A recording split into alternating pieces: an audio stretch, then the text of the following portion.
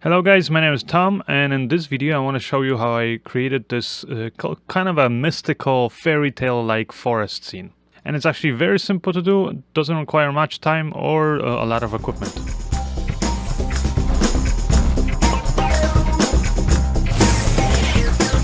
So first, obviously, you're gonna need your actress. So in this case, this was just for like a little proof of concept test I was doing.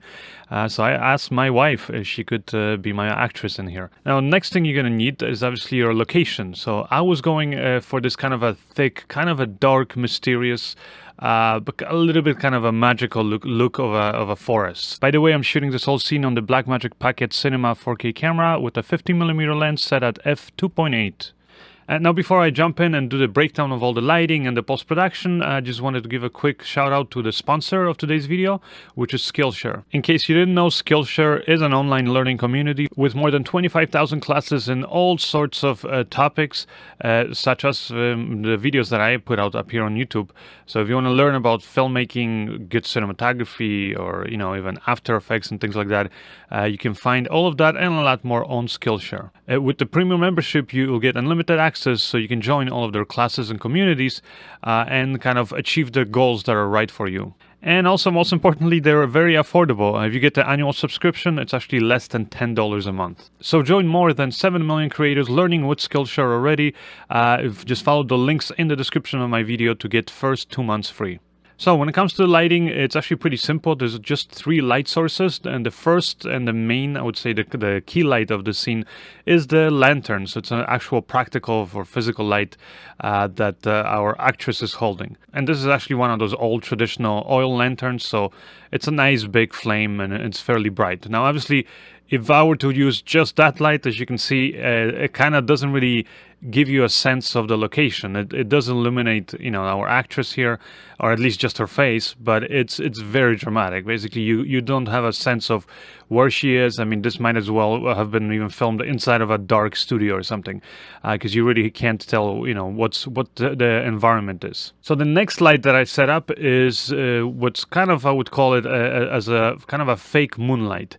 Really, a moonlight when you're doing these kind of night scenes is going to be a strong light, so very kind of sharp. Doesn't have any soft shadows or anything like that, and you want that light to be almost completely backlighting your scene. So it kind of provides this nice and very subtle, I would say, edge light. You do not ever want to have that light from the side or completely from the point of view of the camera, because the point of this light is you want to position it in such a way that it's not visible obviously in your shot, but also so that it still keeps most of the scene dark, but it just highlights the edges of your set, in this case these kind of trees there in the bushes, and also of your actors, so that this way it kind of gives you a sense of depth, and it lets you sort of identify what the location is.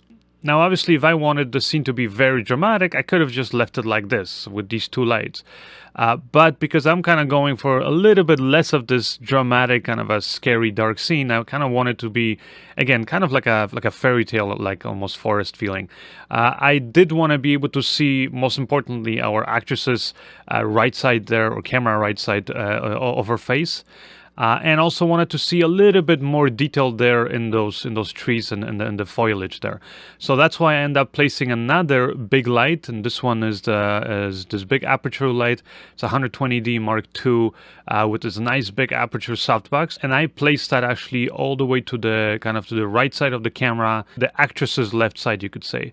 Now just keep in mind that light is very, very dim. I think I had it at the minimum settings, versus our moonlight, which was also another aperture light, but this was the light storm, kind of a panel light. That one had no diffusion on it, and it was set to of around 60% of its maximum brightness. So it was fairly bright, considering that, again, I had to kind of match the brightness of all of these lights to be not too strong, but then again not too weak in comparison to our key light, which is the lantern, which that one, basically I didn't have much control over how bright I wanted that light. And that's another tip I'll give you guys whenever you're working with practicals, like in this case, whether it's a flame, like let's say a candle light, or in this case a lantern. Always first set your camera's exposure so that your practicals look good, and then with all these other professional movie lights, you can obviously dim them and adjust them accordingly so that they look, they have just the right brightness in comparison to your practicals. Once I had my lighting set up, this is kind of how the shot looks. And it's pretty good, but I still felt like I needed to add some depth and kind of a little bit more of a mystery to this forest scene. So what I wanted to have is something in the foreground, kind of to make it almost feel like the camera itself is kind of behind some trees, and it's, again, to give the forest a little bit more depth. So what I ended up doing is I just took, a branch that I ripped off of one of the trees, and I had a stand here with kind of a boom arm. And I just attached that branch to that boom arm, and I kind of hanged it in front of the camera, like a little bit up, so that you can still see it in the frame. You can see it there, in the upper portion of the frame, and it's kind of getting backlit again a little bit by our fake moonlight.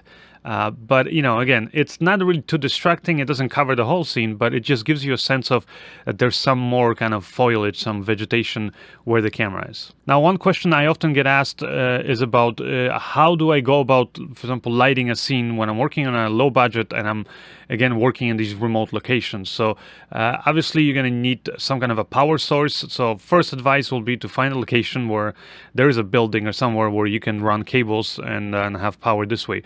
Now, if you happen to be recording in a location where there is no access to electricity and you need to be able to plug in lights, then next best thing, I think, is to get these solar generators that are now available. You can get them on Amazon and many places online. I'm going to post the links for these.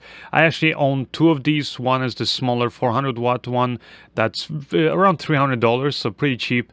And then I have this other one that's massive. It's much stronger and can power. It could have actually powered all of the lights and more that I have in this scene. But I just, in that case, I would have had to run cables and connect all the lights to that one solar generator. So, since I had the two of them, I kind of, used the two different ones to plug in the two different lights.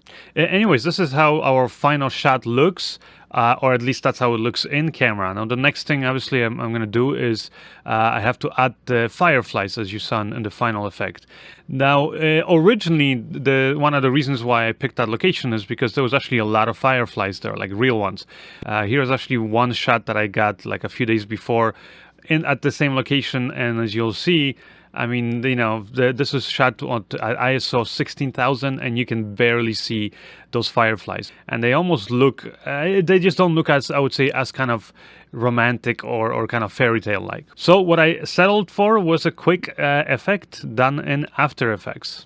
Now, I say that it's a quick effect simply because, I didn't actually end up doing the fireflies completely from scratch, which I could have done in After Effects, but I just simply didn't have time for it, and I found this really cool preset basically for After Effects called Swarms from creationeffects.com, and it's just $49 for this whole bundle. It gives you a whole bunch of really cool presets. Not just fireflies, but like, all different types of butterflies and other kinds of bugs and mosquitoes and things like that you can very quickly add to your videos. So if you want to have, let's say, this kind of a plague-like scene or just swarm of, like I said, mosquitoes or things like that, it's very fast to do. Like literally for me to set up my scene, it took me around 2 minutes because you basically just open the preset, you adjust your camera angle and also how many of these insects you want. So I picked the fireflies. I think I put in around 50 of them, and then you can adjust very quickly using these settings that they have. So you just kind of adjust the sliders here, and you can adjust the way that they move, how fast they're blinking the lights, all that kind of stuff. How erratic their movement is, and you can even do it so that they kind of follow this leader just by animating the position of the leader. So basically, that's all I did. Once I had kind of my scene figured out how many of these fireflies I wanted, then I just rendered out the stuff and then I composited on top of my scene here. Now, the one more thing I had to do was to kind of mask out in some of the shots some of the fireflies so that they look like they're basically behind that foliage or those, that branch that was basically in the foreground of our shot. And again, that was a very quick little masking job. So if you guys want to get that same effect, then go check out creationeffects.com. They actually have a bunch of other really cool presets like flock of different birds or schools of different fish and things like that, like water life. Really, really cool stuff. So I'm definitely want to be checking out some of their other presets because I have a few other projects coming up where I think I'm gonna find these very useful. Anyways, back in our scene, once we add the fireflies, and then I do very quick color grading. I mean, literally all I did is I applied one of my LUTs, which you can find on my website at tomantosfilms.com/store. And that's it. This is our finished scene here. And now I did actually end up getting another close-up shot of our actress here where she's kind of looking around first. So when you edit it all together, this is how it looks. Definitely a big difference when you compare it to what we kind of originally started with, which was just her and that lantern, and literally looked like she was in a cave somewhere or something. So anyways, hopefully you guys enjoyed this tutorial. If you did, and if you want to see more stuff like that, let me know in the comment section below. Also, don't forget to hit the like button and share this video. Now, if you guys want to see a lot more lighting tutorials or After Effects tutorials, all kinds of stuff like that, as always, you can find all of that and a lot more on my website at tomantosfilms.com. And while you're there, subscribe to my newsletter so in the future you're notified when I release new tutorials like that. Anyways, my name is Tom Antos, and I'll see you guys in the next video. Bye!